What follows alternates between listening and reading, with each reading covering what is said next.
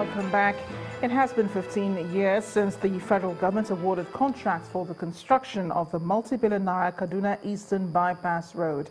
Although the project had a 3-year completion period, it still is far from being completed. Our next report examines the issues surrounding the delays in the completion of the road.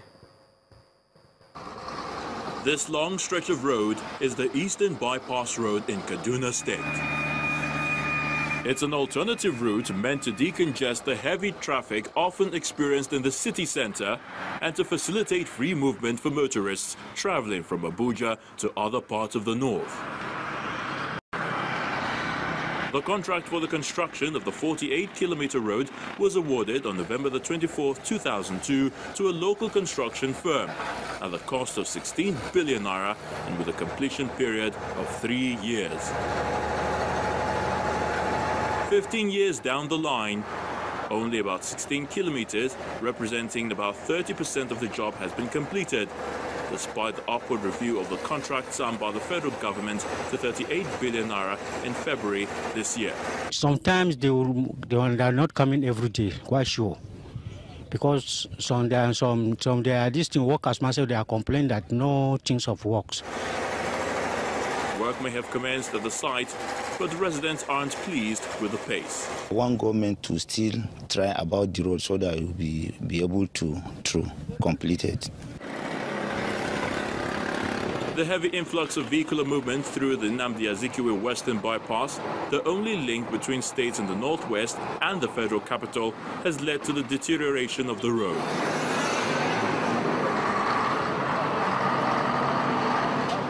We that we are using this road, sometimes when you drive from here to, like my place, Kaduna, we used to feel pains in our body as if we are not waking up the next day. The principal reason why they suspended was because of the rates.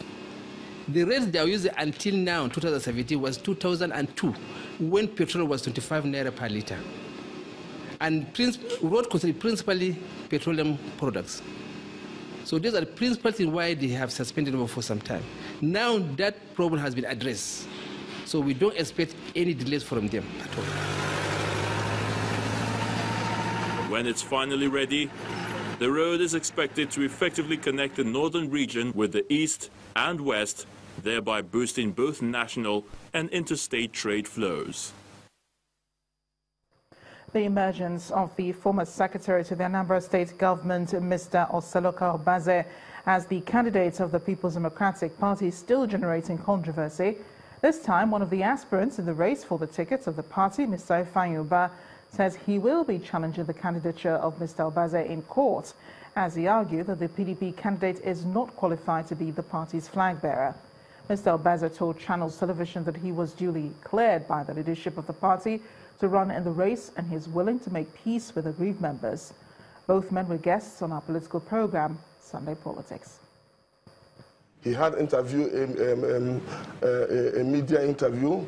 I think he granted a press to independent newspaper on the 6th of February this year that he doesn't even know the party he's going to use to contest the election. That is almost 6 months ago. And the party constitution stipulates that it must be 2 years. And then he didn't have it. There was no NEC meeting. We had screening on the 9th and 10th of August. There was a NEC meeting on the 11th. That's the last NEC meeting till date. So NEC did not give any, there was no mentioning of waiver. So how did he come in to be part of even the primary? These are the technicality, the deficiencies and the impunity that the party continued to impose somebody on the party. Are you challenging that? Oh, definitely. Are you in court already? I'm going to court. That's why you see my lawyer here. Well, that's his prerogative. It's a free country. It's a democracy. If he wants to go to court, that's, I just said hello to him as he was walking out. I have nothing. I've maintained the best of cordiality with all the candidates. I speak to them. I'm in good terms with them. I call them. They answer the phone. I've visited some of them at their homes. I think if that's the required heavy lifting, I've done that. And I've asked them to come back to the party. We need to win the election. Got a provisional clearance. And subsequently, I got a waiver from the National Caretaker Committee.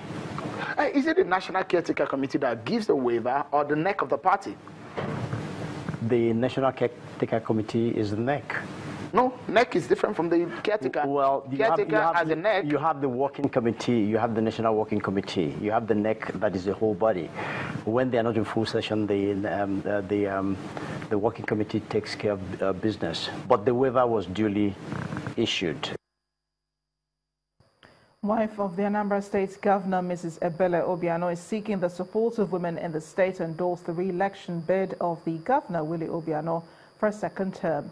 Mrs. Obiano, who made this appeal during her ongoing annual tour of the 179 communities in the state, believes a second term will offer the incumbent the opportunity to consolidate on all developmental projects he started in the state.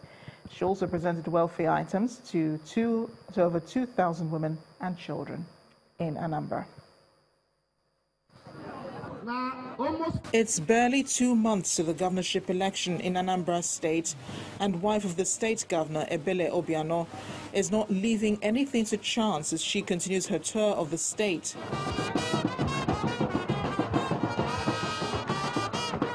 She begins from Nnewi North local government area, where the women come out in large numbers to welcome her. Chieftains of the All Progressives Grand Alliance assure the governor's wife of their support in the forthcoming election. We are going to come out in mass to support the governor for second tenure. She has empowered 2,210 women in skill acquisition in Nnewi North, and also 21 boreholes, in which Nnewi North is one of the beneficiaries. In spite of the reassurances, the government says there is a lot more in store for people in terms of infrastructure development. The governor has completed Nnewi St. Peter Clever Church, Nnewi Road, completed. And there is room to accommodate more entrants into the party as the governor's wife seeks their support at the polls. Governor Willie Obiano has helped this state in no small measures. He came in, he didn't learn to walk, he didn't sit, he didn't crawl, he started running. He started working for our state.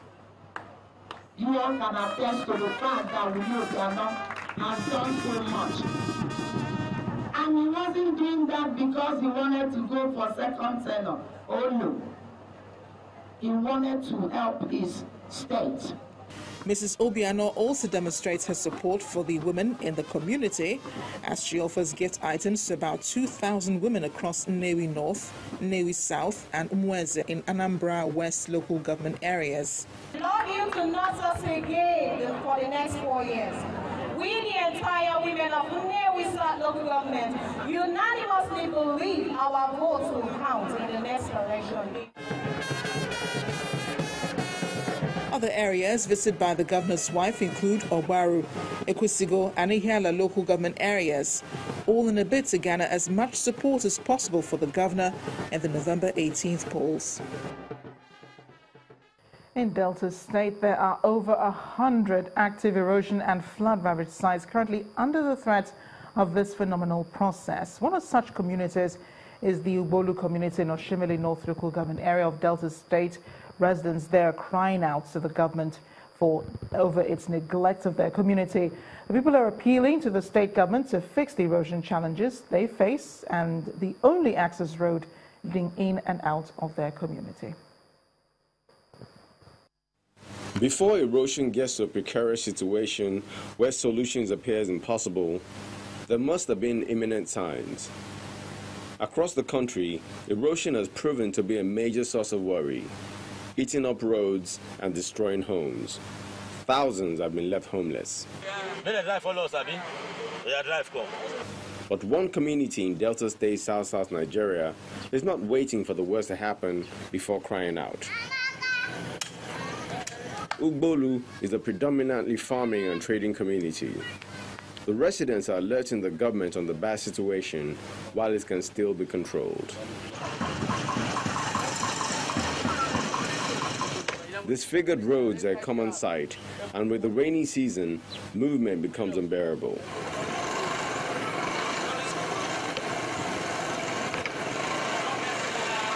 This motorcyclist would rather not be wading through mud, but with farm produce needing to get to the market, what choice does he have?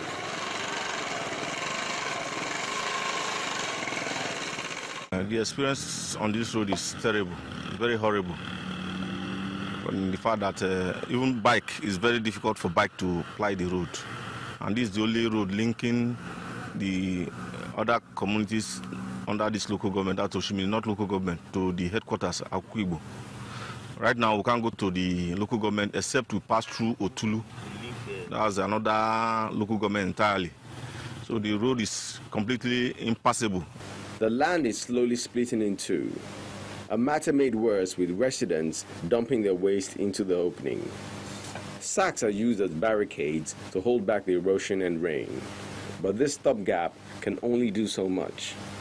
So what steps have been taken by the community to get the attention of the government? The community leader says a complaint has been made and the response is reassuring. The response we have is that we are coming. The other day we discussed with the governor when we had a town hall meeting at Akwibo.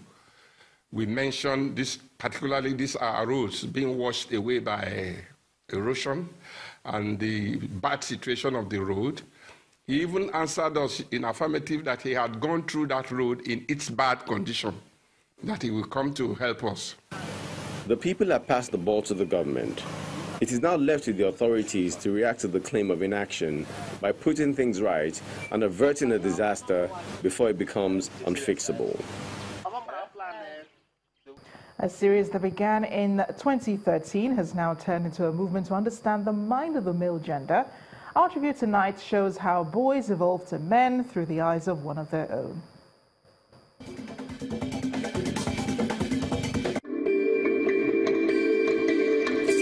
The happy, sad moments are played up in this exhibition, which is a display of manhood by this graduate of the Auchi Polytechnic, Edo State.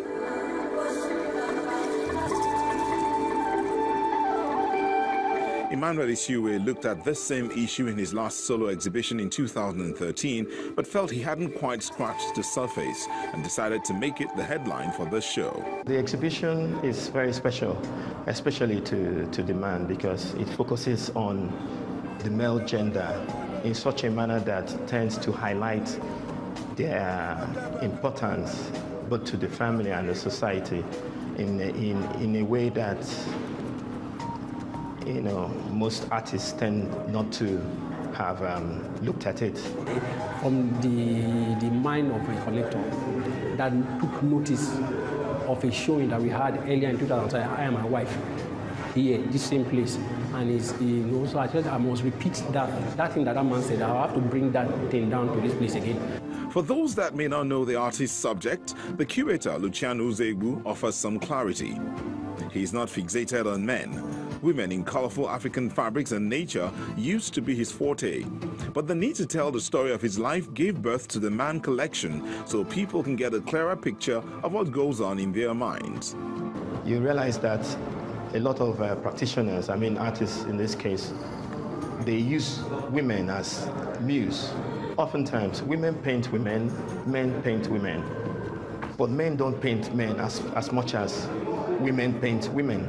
So Emmanuel Isiwe has decided to look at the man, not because he feels the man is being neglected gender-wise, but he's also thinking that if a man does not on his own talk about men, the subject, visit the male subject, make him the subject of artistic expression, a lot of aspects of the man's life will be missed. So we are trying to underline a lot of positive things the men represent in the family, in the society. The works of art are to just encourage other men to keep being good ambassadors and not abandon the responsibility to the women, because there is no competition between both genders. There are no points to prove. Everyone has their place in the circle of life.